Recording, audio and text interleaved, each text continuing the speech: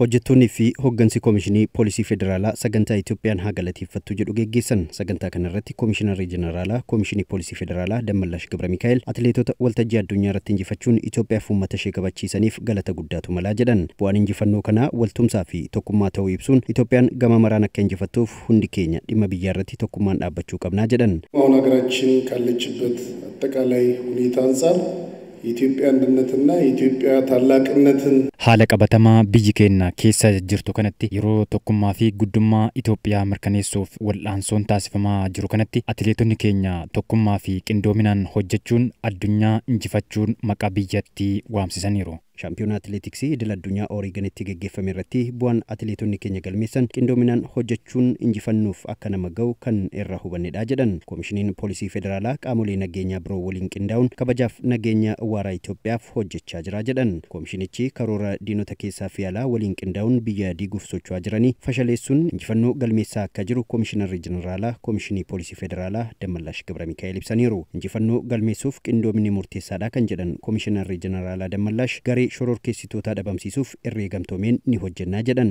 በጋራ ተባብሮ መስራት ሁሌም ለውጤት እንደሚያበቃ በተለይ መለዮ ለባሽ በደንብ ያውቃል።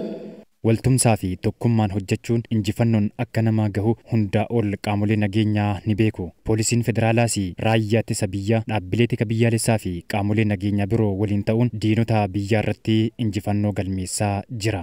Iccitiin milkaa'inaa kanaas miseensonni dhaabbatichaa sabaaf sablammoota garaagaraa irraa kan walitti dhufan yoo ta'u kaayyoo tokkoo fi kan dhaabbatan ta'uu isaati. Miseensonni poolisii sagantaa galateeffannaa kanarratti argaman injifannoo atileetonni Itoophiyaa galmeessanitti gammaduu dubbataniiru. አትሌቶቻችን ኢትዮጵያን ከፍታ ማማ ላይ ያወጡበት ጊዜ ነው። አትሌቶኒ ኬኛ መቃ biyyatti sadarkaa idil addunyaatti waamsuu isaaniitiin baay'ee gammadeera. Injifannoo kanas kan galmeessan qindoominaan hojjechuu isaaniitiin. Kun ammoo ergama poolisii federaalaa waliin wal fakkaata. ከሚሰጡን አቅጣጫ በዛ መሰረት ሀገራችን ጠብቃለን። ኑቲስ ኤርገማ ሞቱማ ፊ ኡመኒ ኑቲ ከነ ፉደኔ ብርመዱማ ፊ ነገኛ ብየ ኬኛ ምርከኔሱፍ ቆጲዳ ኑቲስ ዲማ ብየ ኬኛፍ የሮ ከሚቱ ወሬገማ በርባቺሱ ከፈሉዳፍ ቆጲዳ